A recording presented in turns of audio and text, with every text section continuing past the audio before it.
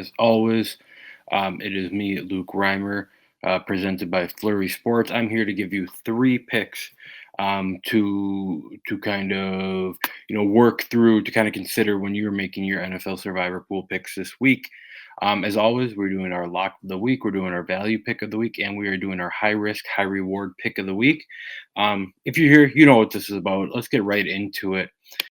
Um, as always, let's start with our high risk, high reward pick of the week. Denver's got some nice jerseys this week. Other than that, there's one team, one game that kind of sticks out to me. Just here's a quick overview of the schedule. Steelers Chargers Sunday night's gonna be a fun game. And Eagles Packers Monday night's gonna be a fun game. But the game that sticks out to me is probably the game between the two worst teams this week. That's the Cleveland Browns and the New York Jets.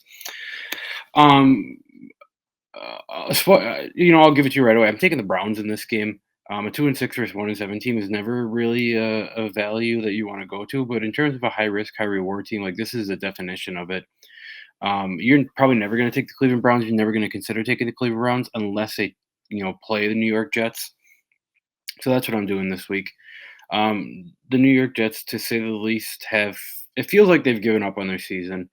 Not that it's a horrible thing. They're looking more towards their future. But when you trade guys like Sauce Gardner and Quinnen Williams for picks, right? You're not going into games thinking that you have a better team without them.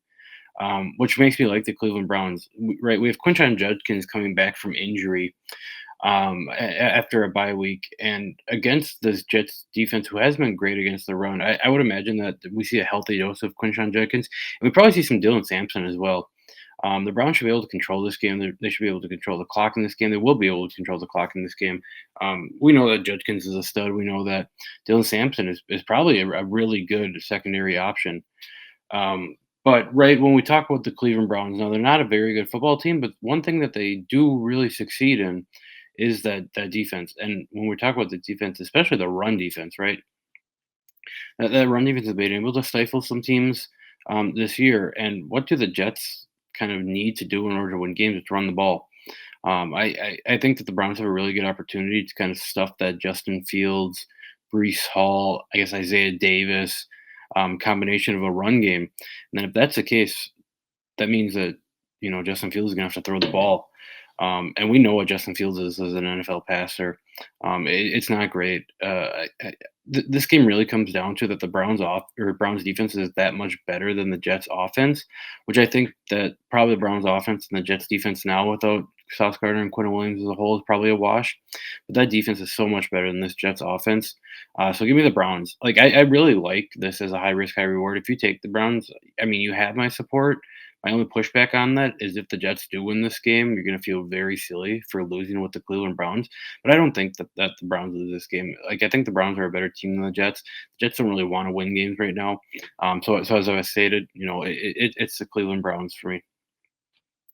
All right, let's go right next to our value pick of the week. Value pick is kind of that step up from the high risk, high reward pick. It's kind of a mid level team that has a really good matchup that you might consider, this mid level team when you kind of run out of the big dogs to use. So looking at the board here for that, there is one team that pops up that probably shouldn't necessarily be there, and that is the Carolina Panthers and the New Orleans Saints. The Carolina Panthers, one game over 500. Don't look now, but they're kind of vying in the wild card spot. I'm not saying that they're going to get to the playoffs, but 5-4 looks a lot better than 4-5, right? So they have a chance to kind of get there this week. Get two games over 500 against the division rival, the New Orleans Saints. Um, Again, not that the Carolina Panthers is necessarily a great team. I think they are better than what people think they are. Um, but look what this Panthers defense was able to do is kind of that bend don't break mentality against what we thought of as one of the better offenses in the NFL last week with the Green Bay Packers. Um, the they were able to, and it's probably a fault of the Packers, but in essence, the Panthers were able to kind of, I guess, confuse the Packers with that, too deep, that shell look, that just keep everything in front of you, don't give up the big play, and they were able to cause some turnovers that way. So looking at what they did with the Jordan Love, Matt LaFleur offense, imagine what they can do with a Tyler Shuck led offense. I really think in order for the Saints to kind of be in this game, like Alvin Kamara, Kendre Miller, those guys are going to have to get going on the run game. Devin Neal, but I mean that's running right into Carolina's probably their best defender in Derek Brown. I think the Panthers have a decent run game or a decent run defense, especially when you're going up against a team like the New Orleans Saints who can't run the ball well, they can't throw the ball well, they can't do much well on offense. And we're kind of getting into the part of the season where I mean, do the Saints really want to win this game? They're vying for the number one pick as much as the New York Jets are. But looking at the Panthers and the offensive side of the ball, it's no secret that Rico Dowdle is kind of been the man, not only in Carolina but in the NFL in general. The Saints haven't been good against the run this year. Demario Davis is there, but he's looking older and older every week. And the Panthers are just running basic man on man concepts. What they should be able to do is to push that Saints defense line back a little bit. I expect another big game from Rico Dowdle here. I expect some, a nice little 1-2 punch with Chuba Hubbard. But you'd like it more out of your number one pick, right? Than last week where Bryce Young threw for just 100 over 100 yards. But if they're winning games, I guess who really cares? And I think the Panthers can continue to rely on the run game here as they inch closer to, really being kind of considered for that 6-7 spot in the wild card. Again, I'm not saying that the Panthers are a playoff team, but as a six, if with the 6-4 record after this week, it'll be it'll be really interesting to see where the rest of the season goes for them. And then finally, my lock of the week. So the lock of the week is the one I'm picking, is the team I'm picking, is the team that you're picking, is the team that we're picking together in order to stay alive in our survivor pools. It's I mean, it's not, nothing crazy this week. I'm going with one of the better teams in the NFL. I'm taking the Buffalo Bills over the Miami Dolphins. Now, you might be saying to yourself, look, I'd rather, save the Bills as long as I can. And while I don't disagree with you, I want to read you the Buffalo Bills schedule here real quick. So they have Miami versus Tampa, at Houston, at Steelers, versus the Bengals, which the Bengals probably have Joe Burrow back by then, at the Patriots, at the Browns, versus the Eagles, versus the Jets. So other than I guess the Jets week 17 or week 18, who knows what's if starters are going to play for the Bills, and then I guess at the Browns, like I don't really love any of those teams more than I like the Bills against the Miami Dolphins. I think there's question marks in other games. Not saying that the Bills are going to lose those games, but it's definitely not as sure of a thing as against the Miami Dolphins this week. Um, so really, right, we know that Dolphins are not a very good team, and that kind of hinges on them not having the greatest defense. The Dolphins have shown you can just run all over them, and I fully expect that's what the Bills do in this game.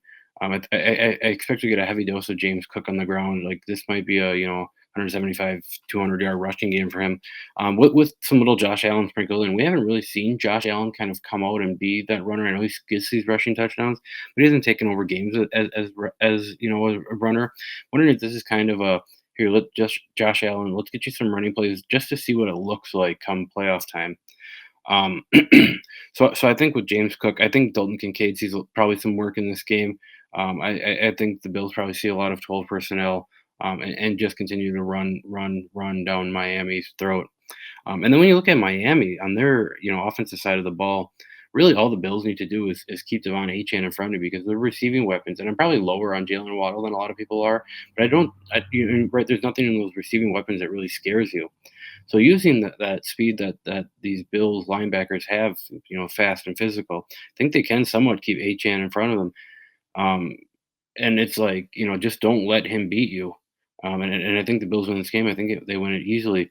They're riding high right now after a defeat of the Kansas City Chiefs. So I think they continue that momentum. Josh Allen's one of those guys where you give him an inch, he's going to take a mile. I really don't see the Bills losing in this game.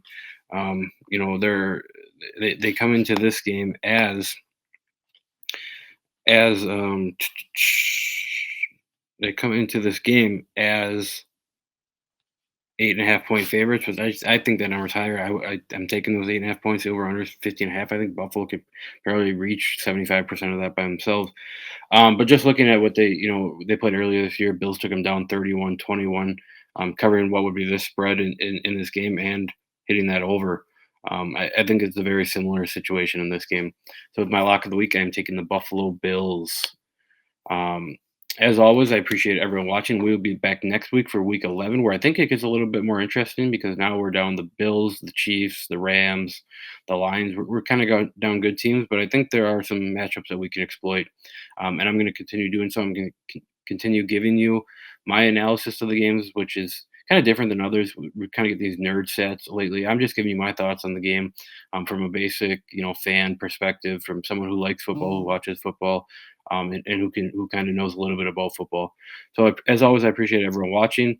If you're taking someone different, let me know who you're taking. Let me know your strategy. If you don't have the Bills this week, are you going with the Panthers? Are you going with the Browns? Or are you doing something else? As always, please leave comments. We will respond to every one of them. I'll give you my inside thoughts. If you're asking me questions, like I don't know, maybe you like the Jaguars over the Texans this week.